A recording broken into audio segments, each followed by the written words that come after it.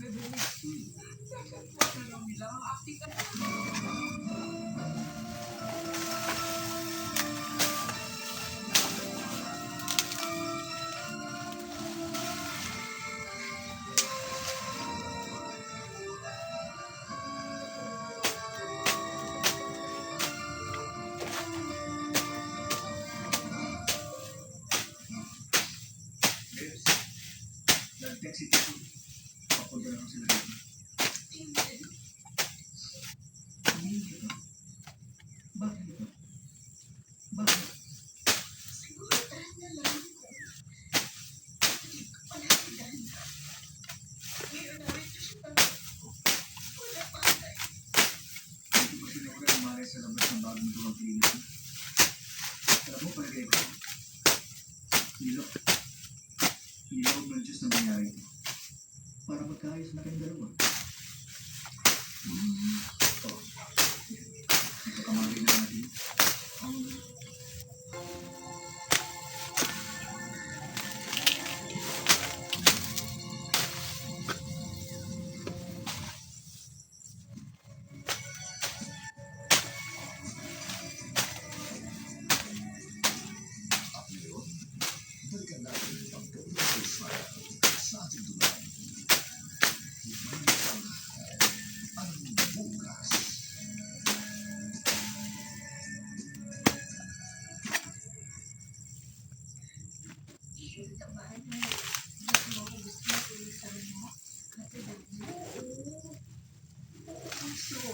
Para makapagtulungan tayo ng gusto. Ngayon ko lang na tayo makakabati. Ganito.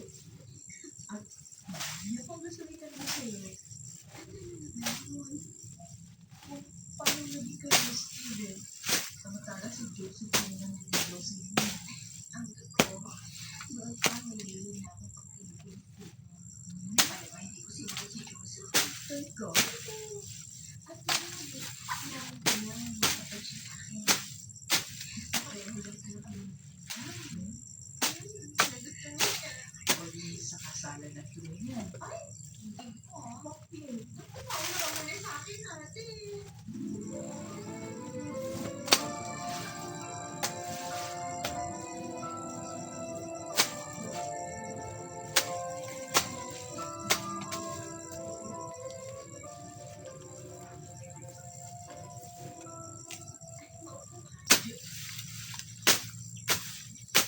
Christian? Ito lang.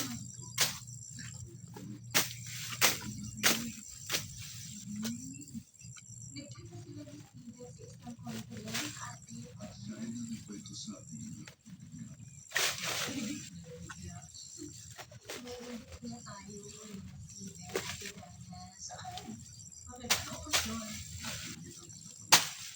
Balik ko ito. Nakakala ang partner para makasama sa akin.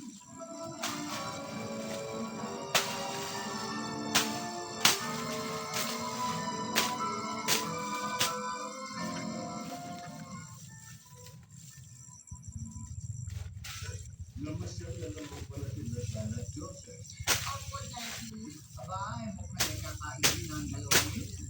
Madalas na magkasama sa mga pamamasyal. Okay lang po yun.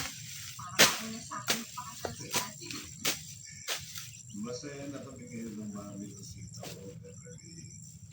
Dahil magkasama kayo magkakapit. Ako rin po. Naramdaman ko na sa kabila ng mga nangyari sa buhay ko, may ang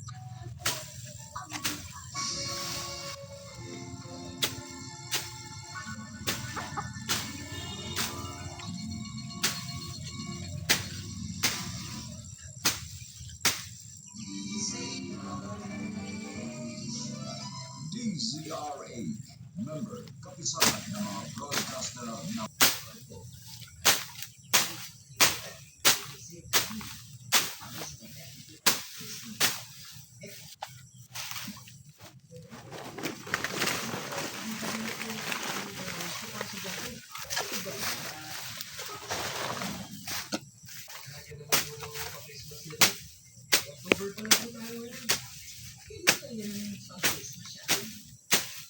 Sabi ko kasi bibili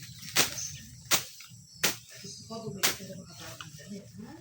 Yung secret advance, gusto ko. Bili ko. Hindi na gusto ko. Okay, susunod ko. Ano ba sa mga? Salamat po, Lola.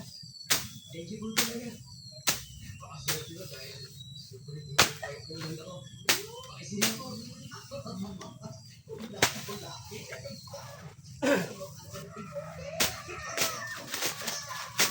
Ang sula, darat ka mabuti.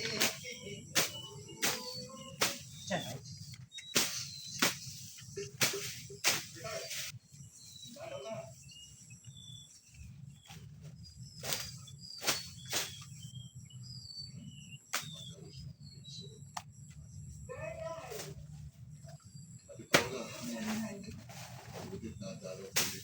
Mas kami pa naman ako. May kami sa akin. Ay, ito yung sisingit ko matawag. Alam mo naman naman dito. Eto, luto kita ng kanya.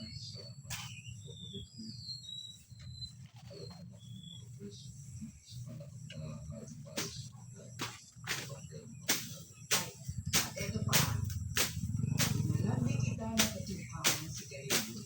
Ito yung grano na kumangkis sa bahay. Kaya, yung manawag sa mga sana ikwento mo. Ito rin yung grano na sinipin na sa senda niya. Yung gusto mo sa mga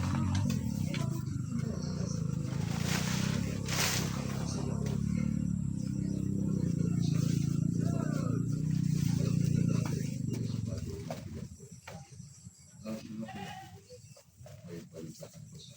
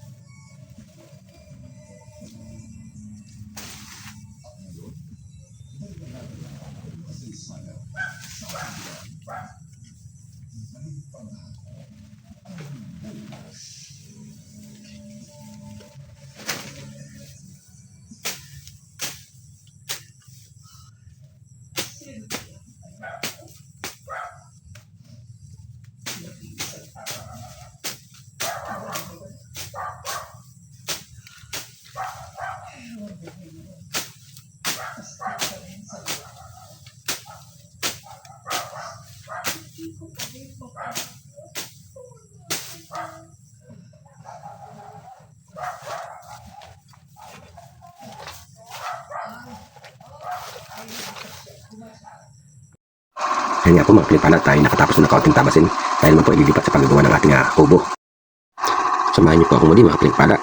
Tayo na po. Nanalo si Beverly. Paano na rin matahimik si Beverly?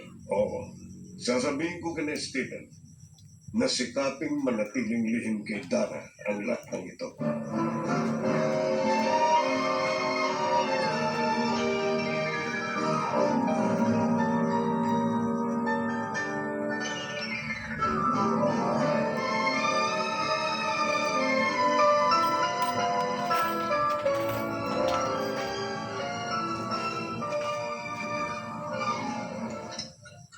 Ayan. Tapos ko lang hugasan ang lahat ng baking dito sa kusina. Iba talaga kapag may smart dishwashing. Madaling makatanggal ng dumi sa gamit. Mabango pa. Oh, Beverly. Bakit Bakit ikaw gumagawa dito sa kusina?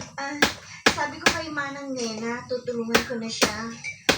Tsaka, pasasalamat ko na rin ito sa pagpayag ninyong tumira ako dito. Mabait ka. Kaya masaya kami nakasama ka. Lalo na ako. Steven, Kasi mas madalas na tayo nakakausap ngayon. Matatahimik ka na rin dito. Dahil hindi ako papayag na guluhin ka pa ni Dana dito.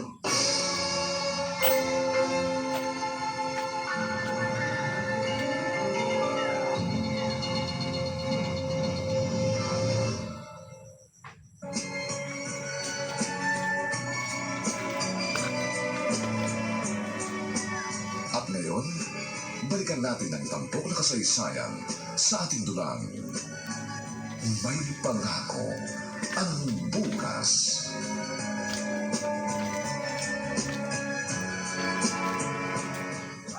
Ilang araw ko nang ginagausap si Beverly.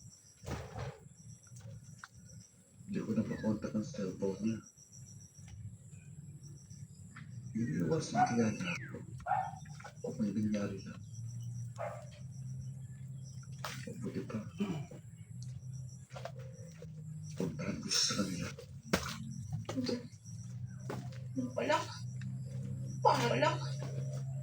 parang kanito ko sa buwisit na si Beverly.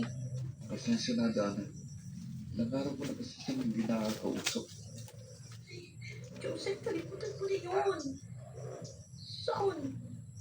Saan mo na lang ibali yung pansin mo? Dahil ako yung nagmamahal sa'yo. Kung wala dito ngayon si Beverly, alis na. Babalik na lang ako sa isang araw. Wala na siya dito. Ano? Nalayas na namin. Saan nagpunta? Ma! Malay ko. Wala naman akong pakialam sa kanya. Buti nga, kung mapapahamak siya.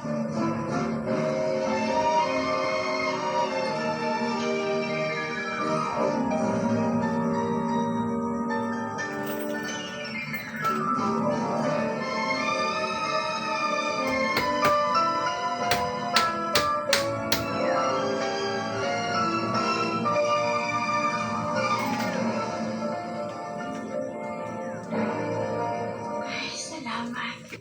Makakauwi na rin. Nakakapagod ang maghapon. Kaya lang ang hirap sumakay.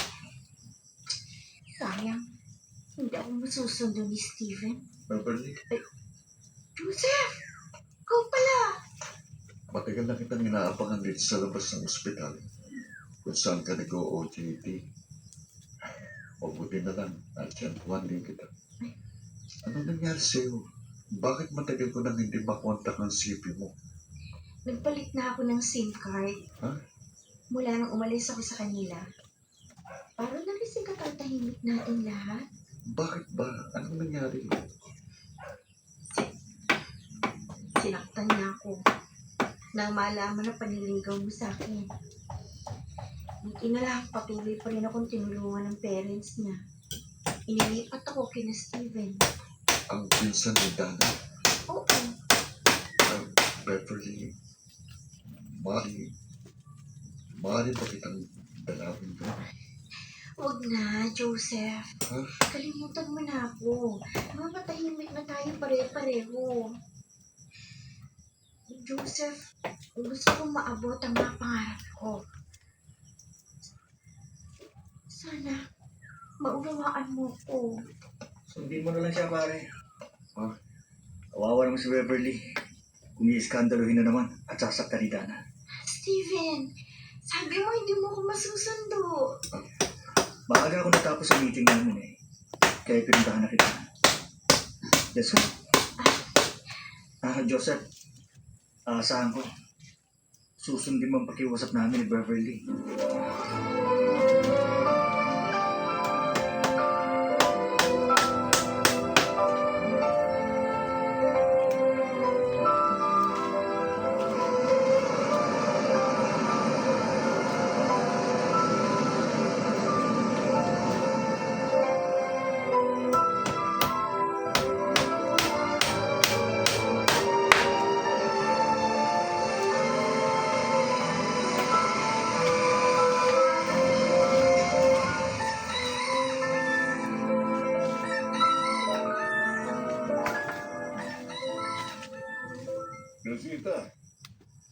Na, nabili mo na ba yung sinabi kong ireregalo natin kay Beverly sa graduation niya? Ay, oo. Oo, Grigor. Mabuti pa si Beverly. Matatapos na sa medicine. Samantalang si Dana, 27 years old na. Pero hindi pa rin graduate ng college. Eh, paano? Naka-apat na palit na ng kurso. May back subject pa. Ako nagtigil sa lakuan siya eh. Bala ko nga, pag bumagsak pa siya this time, hindi na natin siya pag-aaralin. Tama talaga ang desisyon natin na ilipat siya kay Steven at ilibin niya kay Dana. Si Manny kayo! Kala ko pa naman, pinalaan niyo lang kami si Beverly. Tingnan ko nilang pala ako. Dana, Nakuha na talaga ng banditang yun ang pagmamahal niyo sa akin. Tumigil ka nga. Umarte ka para kang bata. Matanda ka na. Dapat nauunawaan mo na mga sinasabi namin sa iyo. Daddy! ayaw mo tulungan namin ng ibang tao? Bakit? Dahil insecure ka. Dahil sila may narating. Pero ikaw na anak namin, wala pa rin. Sige! Pagtulungan niyo ako! Pagtulungan niyo ako!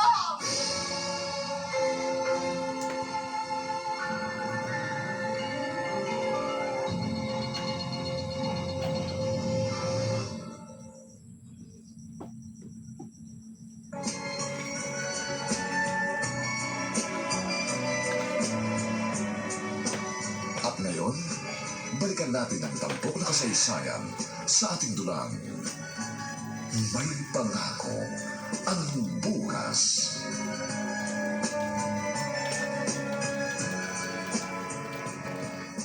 Ano pa talaga sasabihin mong good news? Galing dito sila tito at tita. Oh, Hmm. sayang naman hindi ko inabot. Kinausap kasi ako ng resident doctor ng ospital eh. O ano sabi nila? Kamusta na sila? Ipagpapatayo ka na nila ng clinic. Talaga? Oo. At syempre, may itinuro na ako sa kanilang magandang lugar.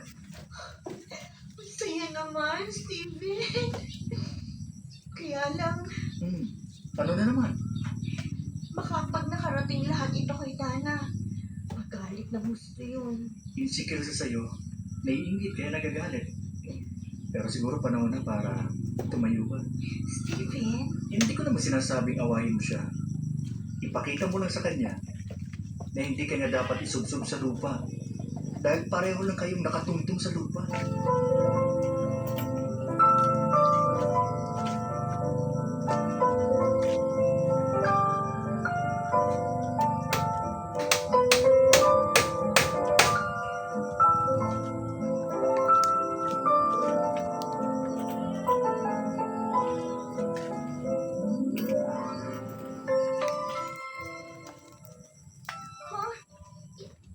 Ikaw?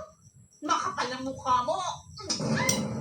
Nahinalo ko na mga magulang ko at si Joseph. Ngayon naman pati mga kamag-anak ko. Ha? Walang hiya ako na! Walang hiya! Yan ang tinuro sa'yo ng walang hiya mong ina!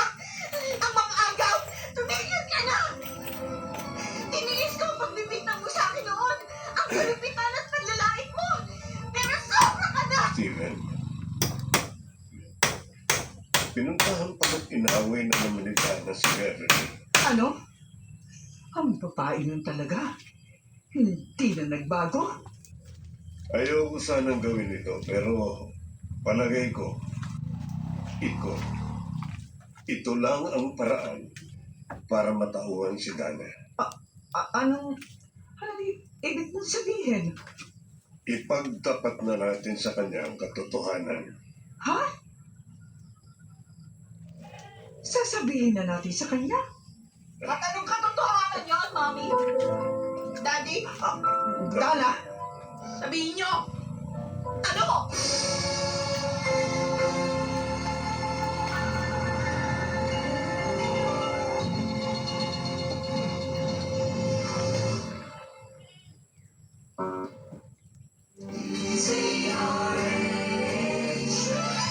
DZRH, member, kapisanan ng mga broadcaster ng Pilipinas.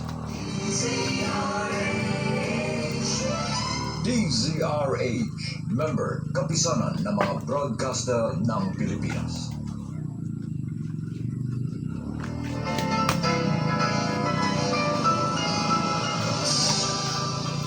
Buong karangalang inihahandog ng DZRH para sa bagong milenyo. Ang isa pang magandang dula, may pangako ang bukas.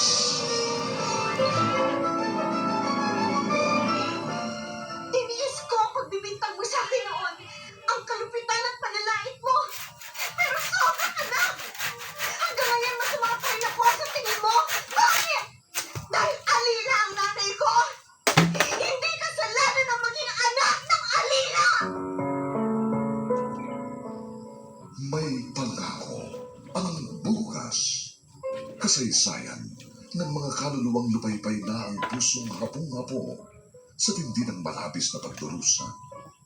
Subalit sa kabila ng lahat, huwag kalilimutang paglipas ng isang dapit hapon ay sisikat ang araw na magsisilbing tanglaw sa sinumang tinakasan na ng kawalang pag-asa. Dahil sa likod ng mga hinagpis ay may naghihintay na ligaya. Sa bawat kabiguan ay may makakamit na tagumpay, makipang pangarap na sa bawat himaymay ng laman ay muling mabuhay ang dugong nananalaytay sa mga ugat at unti-unting mauusal ang mainspirasyong mga katagang.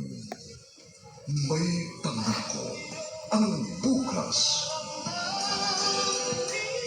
May pangako ang bukas. Isa na namang natatanging dulang pangradyo na inyong aabangan at kalulugdan, mag-iiwan ng mga magagandang halimbawa at aral. May pangako ang bukas.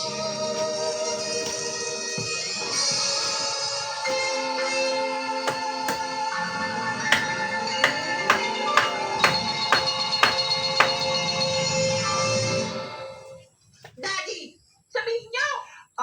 Dana, Tungkol sa tunay mong pagkatao, hindi ka naming tunay na anak ni Rosita. Hindi. Hindi totoo ang sinabi niyo. Hindi! totoo ang sinabi ng Daddy Drigo mo. 3 taong ka noon ang ampunin namin. Yan ay dahil hindi ka kayang buhayin ng iyong ina.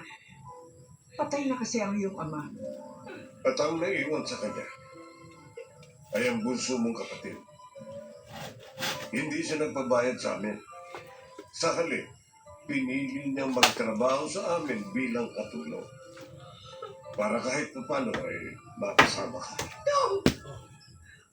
Huwag niyo sabihin sa akin ng aking ina. Oo, siya nga. Si Senny. At ang anak na alila na maraming beses mong hinama ay ang bunso mong kapatid. Si Beverly. No! Hindi! Hindi! Dana! Dana! Magbalik ka rito! Dana! Hayaan muna natin siyang umalis, Lucina. Para makapag-isip.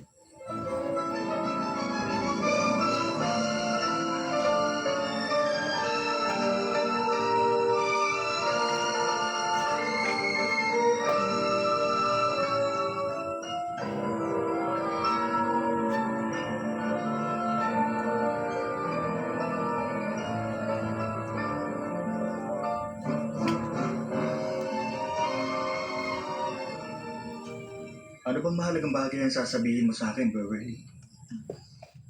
Gusto ko sanang magpaalam na sa inyo, Stephen. Aalis ka na dito. Oo. Pero, bakit? Nakakaya naman kasi kung magtitira pa rin ako dito. Ganun may trabaho na ako at kumikita na ng maayos. Baka kung ano na isipin ng mga tao. Hindi mo naman sila dapat intindihin. May pagkakataon kasi na dapat din natin isaalang-alang ang ating kapwa. Dahil sa iisang mundo lang tayo naninirahan. Kung ganun pala, hindi na kita lagi makikita at makakausap. Maaari ka namang magpunta sa ospital na pinapasukan ko. O kaya sa bahay na uupahan ko. At kahit sa magiging klinik ko, Ayoko sanang mapahiwalay ka sa akin. Stephen, Beverly, I love you. Noon pa man. Pero sinikap kong hintayin ang tamang panahon para ipagtapat ko sa iyo ang aking damdamin. nabigla naman ako. Sorry kung nabigla kita. Pero sana mapag-isipan mo rin ito. Akala ko, mabait ka lang talaga. Talaga. Yan pala. May damdamin ka rin sa akin. Rain, Oo. Oo. Dahil noon pa, mahal na kita. ha? Pero, Ha? pero, isinaisang tabi ko yun. Alang sa mga pangarap ko. Ako, at sa mga taong tumutulong sa akin. Beverly, napakasaya ko. Salamat. Hindi ka magsisisi sa pagtanggap mo sa pag-ibig ko.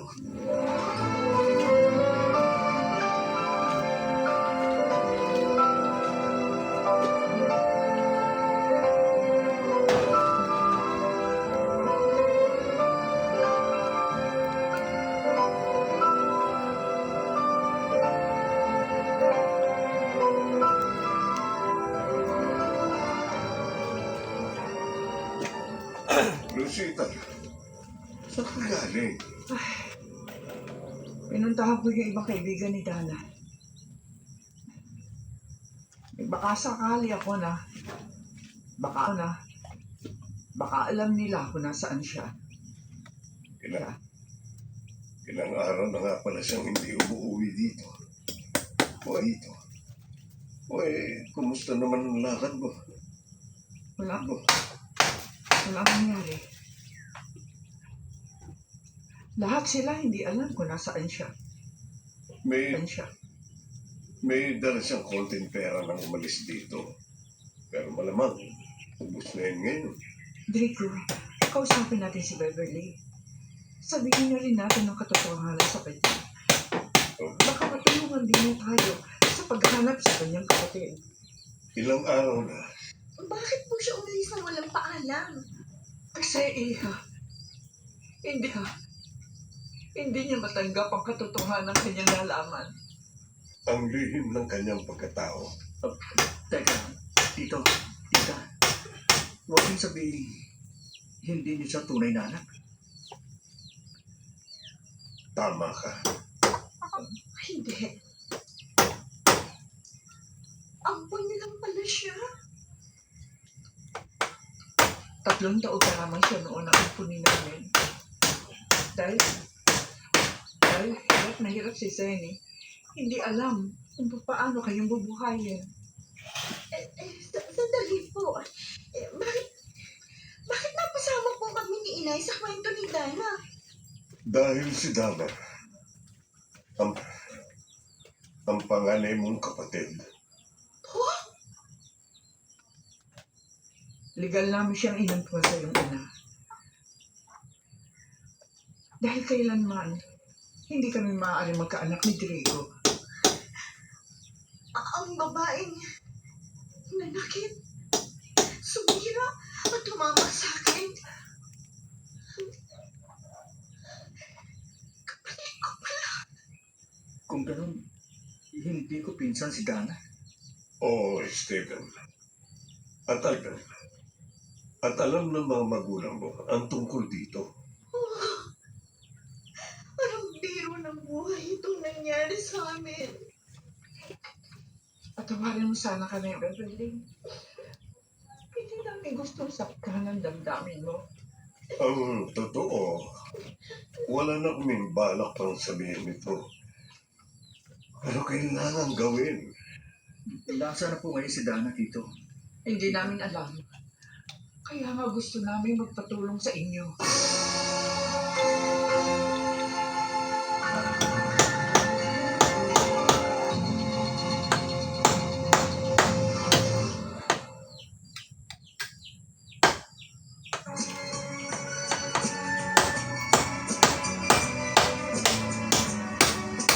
At ngayon, balikan natin ang tampok na kasaysayan sa ating dulang. May pangako ang bukas.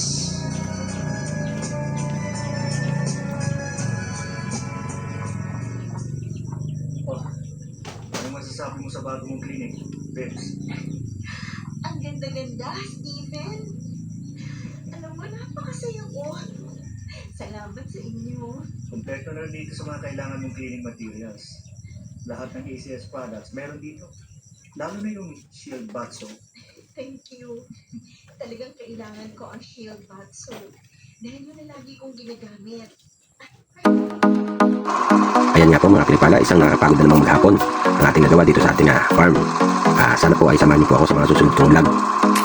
Magandang hapon po sa inyo lahat and God bless po.